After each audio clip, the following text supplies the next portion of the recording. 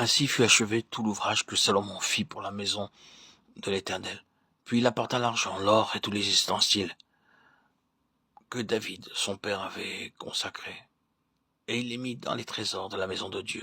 Alors Salomon assembla à Jérusalem les anciens d'Israël et tous les chefs des tribus, les chefs de famille des enfants d'Israël, pour transporter de la cité de David, qui est de Sion, l'arche de l'alliance de l'Éternel. Tous les hommes d'Israël se réunirent auprès du roi pour la fête qui se célébra le 7e mois. Lorsque tous les anciens d'Israël furent arrivés, les Lévites portèrent l'arche.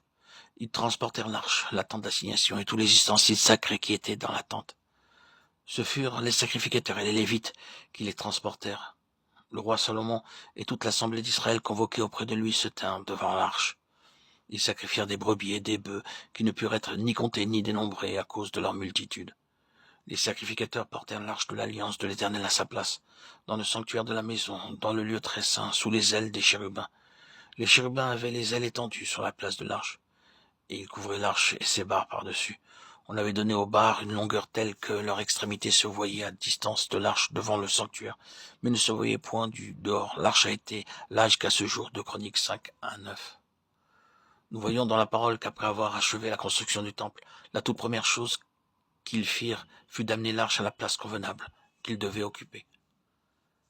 La première chose qui devait être faite après la construction du temple, avant que la gloire de Dieu ne puisse descendre, était donc de déposer l'arche de Dieu à la place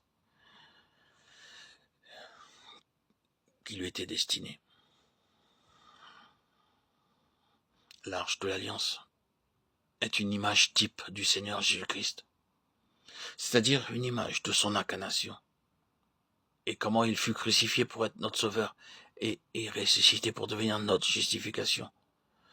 Ainsi, avant d'avoir notre part dans la construction de cet édifice et pour amener la gloire de Dieu, il nous faut d'abord apprendre nous-mêmes à être soumis à sa seigneurie et à sa souveraineté jour après jour. Par exemple, il y a quelquefois des gens qui prêchent sur la seigneurie du Seigneur Jésus-Christ avec beaucoup de force.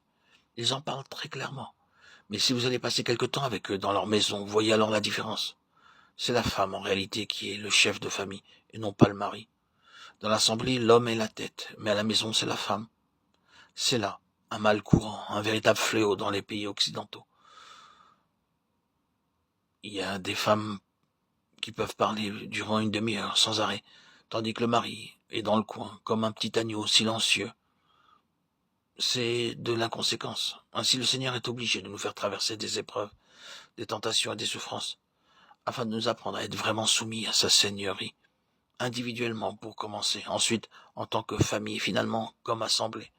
Tout doit être amené continuellement sous la seigneurie et l'autorité de chef suprême du Seigneur Jésus-Christ. Il y a bien des anciens d'assemblée qui ne sont pas du tout soumis à la seigneurie du chef, et qui pourtant élaborent des plans pour l'œuvre de Dieu. Cependant, en vue du ministère de la semaine entière, il est absolument indispensable que les anciens se réunissent, et qu'ils prient à genoux pour demander le plan de Dieu pour le ministère de chaque jour. Autrement, il n'y aura pour résultat que disputes, querelles, animosité, jalousie, et l'honneur, au lieu d'être donné à Dieu, sera donné aux hommes. C'est pourquoi, après que l'œuvre fut achevée, la première chose qu'ils firent, ce fut d'emmener l'arche à la place qui lui était destinée. Dans beaucoup de cas, le Seigneur Jésus-Christ ne fait que figure de tête, mais il n'est pas vraiment la tête, du moins pas en pratique. En Angleterre, par exemple, la reine est la tête du peuple et du pays, mais en pratique, elle n'a rien à dire du tout. Elle n'a aucune puissance, aucune autorité. Ceux qui gouvernent font tout au nom de la reine, mais la pauvre reine n'est en réalité qu'une poupée ou un jouet. Elle n'a pas de puissance, pas d'autorité. Et dans beaucoup de cas, vous pourrez constater que le Seigneur Jésus-Christ n'est chef et tête suprême qu'en figure, mais pas en réalité. Il est cependant la tête, il est avant toute chose et toute chose subsiste en lui. Colossiens 1, 17. Afin qu'en toute chose, il ait la prééminence. Il est donc indispensable que nous nous placions d'abord nous-mêmes en tant qu'individus, famille et assemblée sous la seigneurie de ce chef suprême, en accomplissant toute chose qu'après avoir recherché et compris sa parfaite et pleine volonté. Et ceci est possible que si nous passons suffisamment de temps en prière, à genoux, en commun, en famille. Autrement, vous verrez toutes sortes de pratiques et d'habitudes étrangères qui envahiront le peuple de Dieu. à moins que nous ne soyons amenés sous la seigneurie du Seigneur Jésus-Christ en pratique, en expérience d'une façon quotidienne pour tout détail, nous ne deviendrons finalement que des esclaves des traditions humaines. C'est pourquoi quitter simplement une dénomination pour former un groupe nouveau n'apportera pas de gloire à Dieu. Ceux qui veulent sortir d'une dénomination doivent commencer par apprendre à être dirigés et gouvernés par lui en toutes choses. Si nous voulons suivre la parole de Dieu telle qu'elle est, nous ne pouvons pas le faire sans être soumis à la seigneurie du Seigneur Jésus. C'est n'est qu'en nous plaçant dans la soumission à sa seigneurie que nous recevons la force, l'intelligence et la sagesse pour le suivre.